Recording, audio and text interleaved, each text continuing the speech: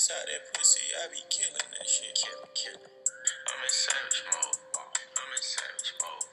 I'm in savage mode. I'm in savage mode. I'm a savage on the hoe. Savage on the hoe. Savage on the hoe. I'm a savage on the hoe. I'm in savage mode. All right, just a little bit of pre-game music for the video. Nike Dry Fit, rocking the Redskins edition today.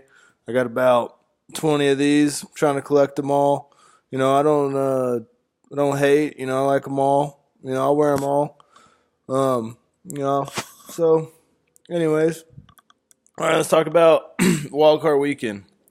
Oh wait, let's not talk about Wildcard weekend because there ain't shit to talk about for Wildcard weekend. Every team that I thought was gonna win won. Steelers, Big Three handled it. Osweiler got it done for the Texans, and Connor Cook and the Raiders just. I'm sorry, man. I mean, I'm sorry. It's just tough. It's just tough to watch the Raiders after the season they had and how good they looked and it's just tough, man. They could have been seed number 2. They could have been on a bye last week and you know they weren't though. But anyways, nothing to get all upset about that now again. You know, think about the fibula and all that. But then you talk about Seattle at home. You kind of knew that they were going to handle the Lions. You know, it was just a matter of time. And then when you talk about what's the last game? Fuck, can't remember. Oh, Green Bay and the Giants. I was actually really excited about this one. I said this is the one I'm going to watch live instead of watching it on the NBA or the NFL Game Pass. I'm going to watch this one live. Like, you know, Odell, one of my favorite players, with Aaron Rodgers. You know, he really did good for me fantasy-wise this year. Devontae Adams, really fun guy to watch him and Rodgers play together. He's a young guy, too, out of Fresno State. He's a guy that played with Derek Carr, which is crazy. Didn't even put that 2 and 2 together until I just thought about that now. But when you talk about the Packers-Giants game, this game was there for the Giants. You know, the Packers played lackadaisical in the first half. They let the Giants stay in the game. You know, the Giants could have turned those 2 field goals into 2 touchdowns. That was a 14-7 game going into halftime. You know, if they wouldn't have gave up that play right before half, that's 7 points right there. You know, a lot of those points got tacked on at the end when the game was over. But for the most part, that was a 24-13 game for the most part, and you know you turn those touchdowns and those field goals into touchdowns, or just one of those touchdowns or one of those field goals into a touchdown. You're looking at a lot of a closer game at that point. And then you know Eli had the pick in the red zone, which was terrible. Odell had drops all day. And I knew that boat shit was going to come out. I don't like talking about shit like that because that's just retarded. That shit's ridiculous. You know, people are going to go and do stuff during the week. You know, Odell could be going down to Miami every week. This is just the first time that he took a picture. So I don't like stuff like that. I'm not going to be like the boat is because the reason they lost and this and that. You know, it's just something easy for them to look at, for them to talk about, something for Giants fans to blame. Because, again, they've lost. Again, you know, they are able to beat the Cowboys, a team that is the top of the NFC right now, beat them twice. You know, that's good. That's a good thing to say, hey, we've beat this team twice. If we can get through the Packers, we're going to play them again. When you look at so let's talk about matchups for next week. So the first game that's going to be happening next week is Saturday in the afternoon. It's going to be Seattle, and it's going to be Atlanta. Hotlanta and Seattle is going to be a good game. The running game for Seattle is going to be the key in this game. If Collins is able to run the ball, if they run for over 150, 200 yards, this is a game I see Seattle able to win. A game that Seattle is not going to be able to win is a game that they're running the ball on first and second down, not getting anything. Tough third downs for Russell Wilson. Another thing that's going to be tough is turnovers. If they're turning the ball over, this is where Atlanta starts destroying teams. It's because their offense scores without any help. Their offense is going to score without any help. So whenever you help their offense out, when you give them turnovers, when you give them 3-and-outs, and they're constantly scoring. If they're not getting a touchdown, they're getting a field goal. They're constantly scoring points. They're constantly making you score. And that's the thing about Seattle. Seattle plays really good when they can be patient and they can just keep running the ball. And I think Atlanta is going to get them out of their comfort zone. I think Atlanta will get them out of their comfort zone. And I think it's going to really put a lot of pressure on Wilson. I think Wilson will start to throw picks. I think Wilson will start to have issues with the pressure. And the pressure is not even going to be from the defensive pressure. It's going to be from points pressure, from the opposite offense. So then again, you go a high-scoring game. You're going Atlanta all the way. Low-scoring game, I'm going to go with Atlanta anyways. I don't think it's going to be a low-scoring game. But Seattle's defense is not what it was. It won't be what it was without Earl Thomas. It won't be what it was in 2014, 2015. It's just a shell of what it was. This is more about Russell Wilson. This is more now Russell Wilson's team. This is more Doug Baldwin's team, where they two have to be the X factor. It has to be the exponent to really carry them over. And I don't see them being that. And if they are, then that's what's going to carry them over. But if not, then they're not gonna do anything on Sunday.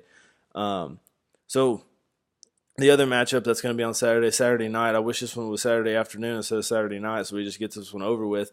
Texans, Patriots. Now the Texans are in the game. You have to give the Texans a chance. They're in this game. They won their division. They beat the shitty Raiders last week.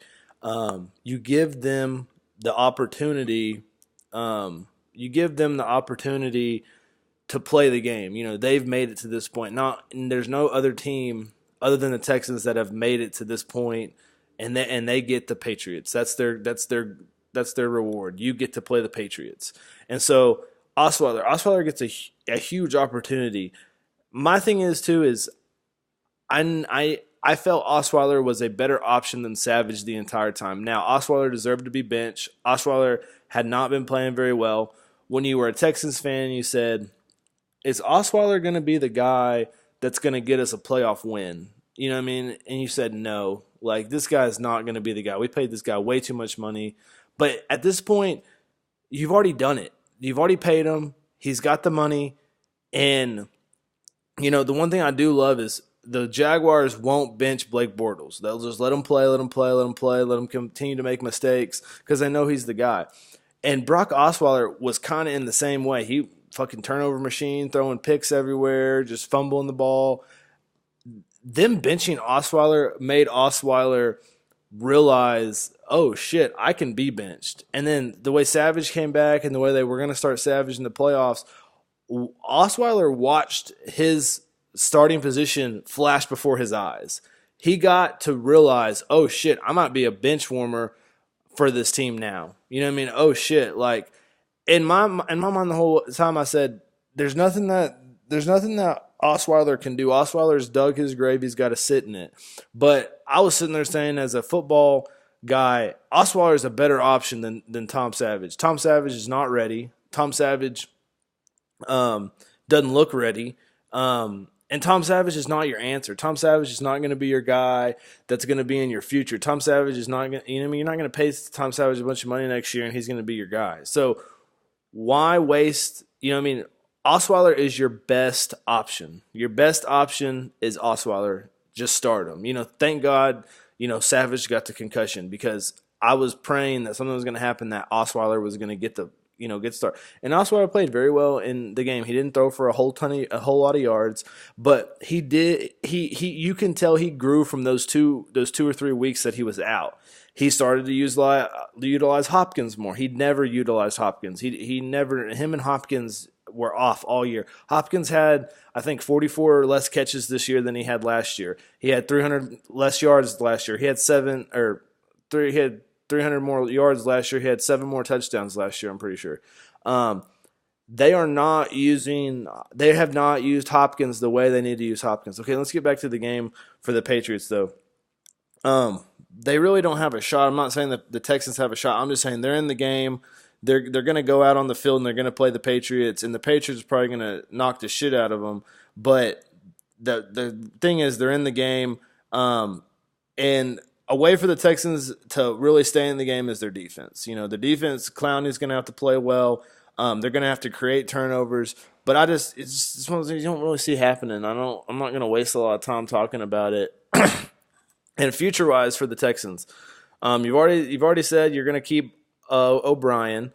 Not a bad coach. Stick with him. He's won like 2 or 3 divisions titles in a row. You know what I mean? A lot of times fans start to get happy with what you got. You know what I mean? You forget you used to be 3-13 every year, and you used to be 4-12, and you used to be trying to get people like Vince Young and Reggie Bush, but you got Mario Williams. You know what I mean? Like your team, your management is not the greatest. So they are doing good right now. So why not keep doing what you're doing? You know what I mean? You're not.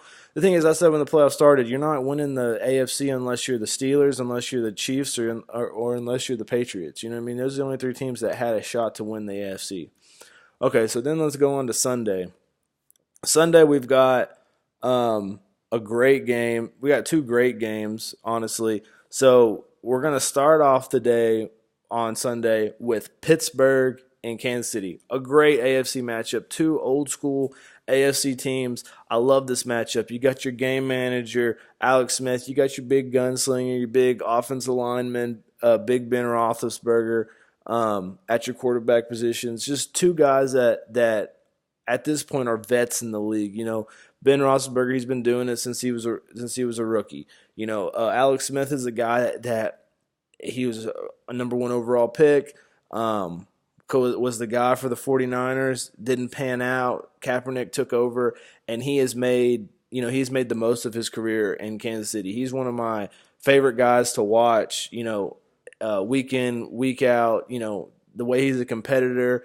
The way, back when when they were talking about how Kansas City hadn't thrown a touchdown to a wide receiver in this many weeks, and how they make fun of them and stuff. And I just remember, man, they keep winning, you know what I mean? They must be pretty good if, they're pretty good, I mean, I know they weren't that great then, but so rabbit trails. So anyways, about this game,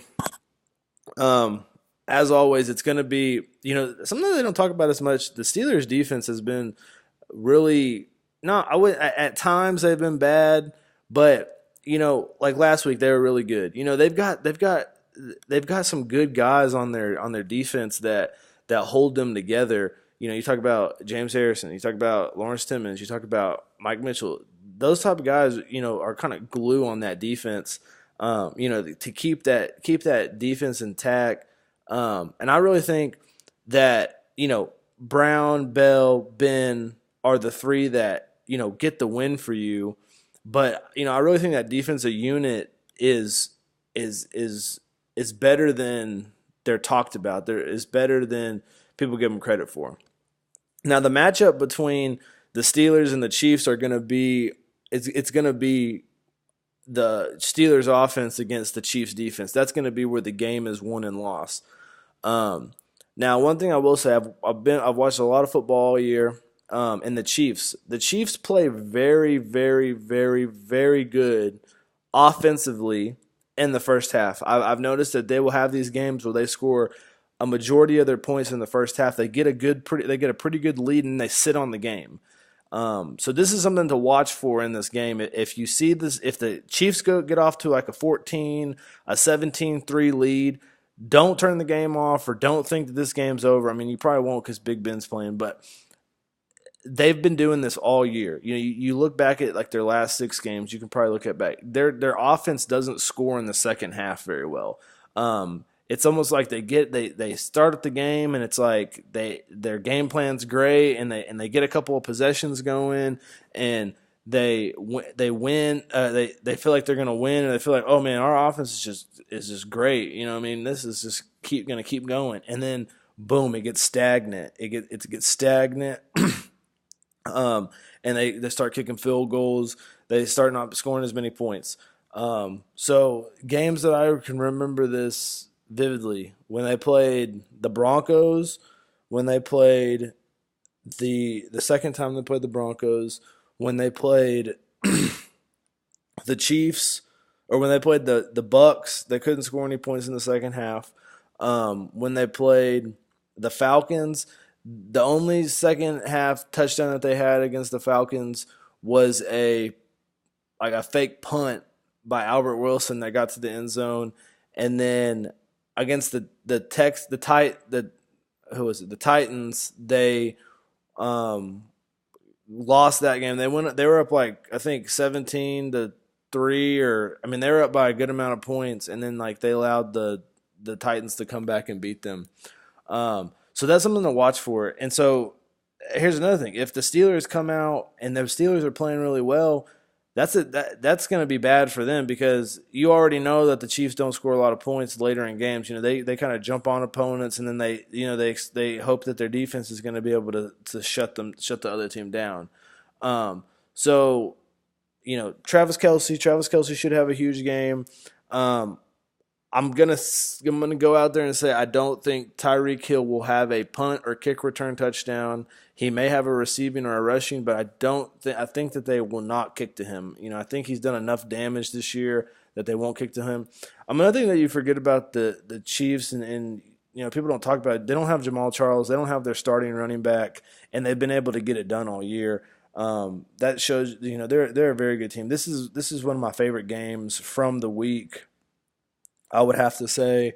And it's one of those things, like, you win this game, you are playing the Patriots. You know what I mean? You're in the AFC Championship game against the Patriots, you know, and you know, either way, you know, the matchup's great. You know, when you talk about the matchup's great because, you know, it's either Big Ben and the Steelers against the Patriots. You know, these teams have met many times before. You know, it's kind of like the AFC goes through New England. You know, the AFC goes through New England, and that's where you have to go and get it. And, you know, I never really gave a prediction for the Steelers-Chiefs game. I'm going out there and I'm going to say the Steelers. This is the Steelers' year. I've kind of stayed with the Steelers. You know, I like the Chiefs, but this is what I love about this game is these two teams are going to be on the playing field, and they're going to be able to battle it out, and whoever wins will go on to play that next week. And I do believe that the Steelers will win, you know, in Kansas City. I think Antonio Brown will have a great game. I think Bell will have a great game. I think the way that the Steelers will beat the Chiefs is, I think that they will, unless they put Eric Berry on Bell, I don't see their linebackers being able to keep up with Bell. I think there's going to be a lot of – because the thing the Steelers do is, like, instead of running the ball on first down, they'll do a play action, and then they'll hit the check down. They'll hit the check down, and then, like, that gives Bell, like, basically a first down run. It's like a little check down to Bell. Bell catches it, and then Bell gets, like, 7 or 8 yards. He's got, like, all that open space to, like, do whatever he wants, but he's not standing behind 7 or 8 offensive linemen. And then, you know what I mean? Because that's something that you'll notice about Bell. Bell doesn't hit the hole and get 3 or 4 yards. Like, you know, he's not like Zeke. Like, Zeke is getting 3 or 4 yards each time he runs the ball. Bell, he wants to dance, and Bell wants to break a big one, and Bell wants to bounce to the outside. But, you know, so the Steelers have Todd Haley and the Steelers have only utilized him the best way they can. They get him out in space. You know, they do their little checkdowns. And the thing about those little checkdowns to him that's different than anything else, when you watch Carson Palmer throw to David Johnson, his are like actual checkdowns. He scans the field and then he checks down. These to Bell are like they're not a real check down. They're not like, oh, nobody's open, I'm checking down. They're like, that's the actual option, you know. So, and so it's gonna be a good game. The pressure, you know, if Kansas City can get pressure on Big Ben, that's another thing.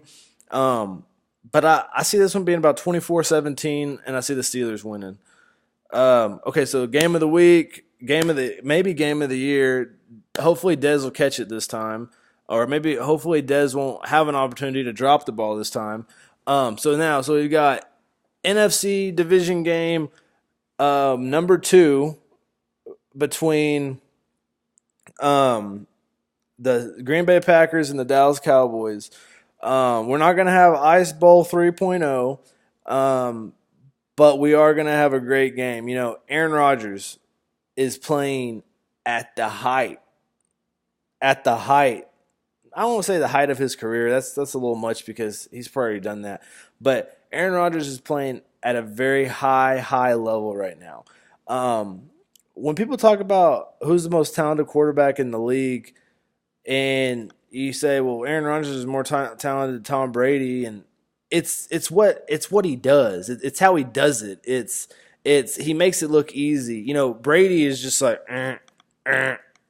Like just they like that's how the offense is. Short little passes. Oh hey Edelman. Oh hey Gronk. Oh hey Bennett. Oh Chris Hogan. So it's like short little stuff. Like it's different than like Rodgers. Like Rodgers is gunning it down the field. Rodgers is rolling around behind these shitty offensive linemen and then like gunning. You know what I mean? So Rodgers is Rodgers is this game is if you put it down into perspective, Rodgers is the golden child of the NFL. It used to be Manning.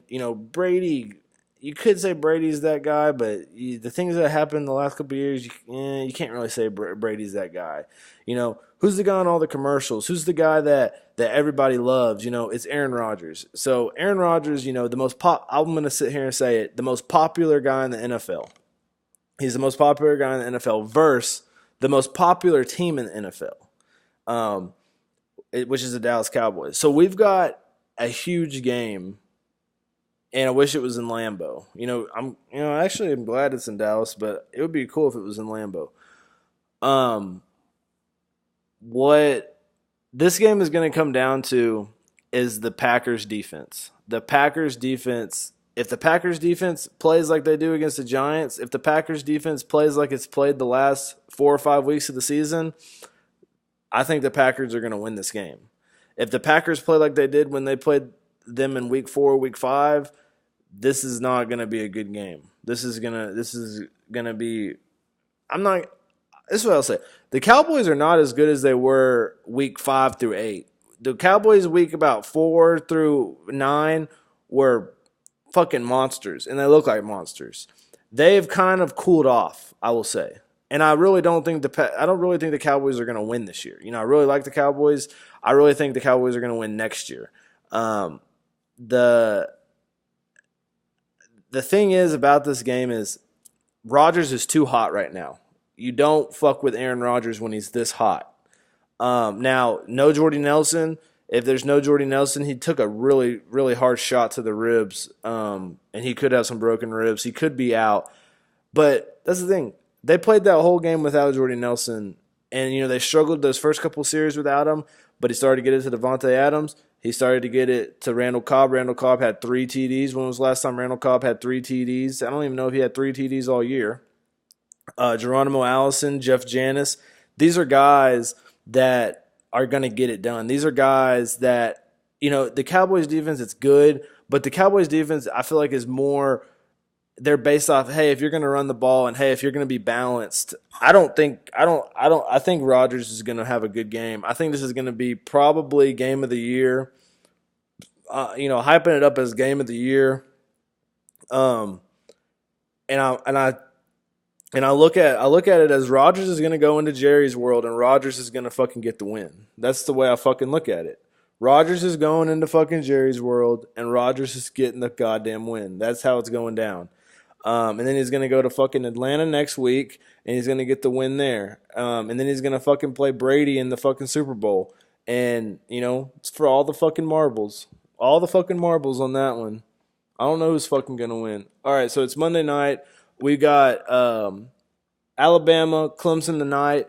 Clemson's defense has to play awesome. Has to play awesome against Alabama. They have to shut Alabama's offense down. I predict Alabama will get 1 defensive or special teams turnover. I also predict Deshaun Watson will have over 400 yards, over 400 total yards. So that's passing and rushing, and he'll have 4 touchdowns. It'll be similar to the game last year, but Alabama is not going to win this one. Clemson will win this game. I've watched it too many times when you take the Heisman away from the best player in the country, he comes out and he beats you. He comes out and he kills you. He comes out with more fire than anybody has ever came out with, and he's going to do it. When was the last time we thought we saw a team as good as Alabama, USC in 2005, Matt Leinart, Reggie Bush, what's his name? Was that fucking big ass back? Lindell White. Yeah, Lindell White. Almost went blank. That defense that they had. And who was the guy that came out and ended that shit real fucking quick? Vince Young. And Vince Young, what they do that year, they took the Heisman. They said, no, you can't have the Heisman. We're giving it to Reggie. Or we're giving it to Matt Leinart, whoever they gave it to. This is the year. You know, Alabama's offense is not as good as it's been.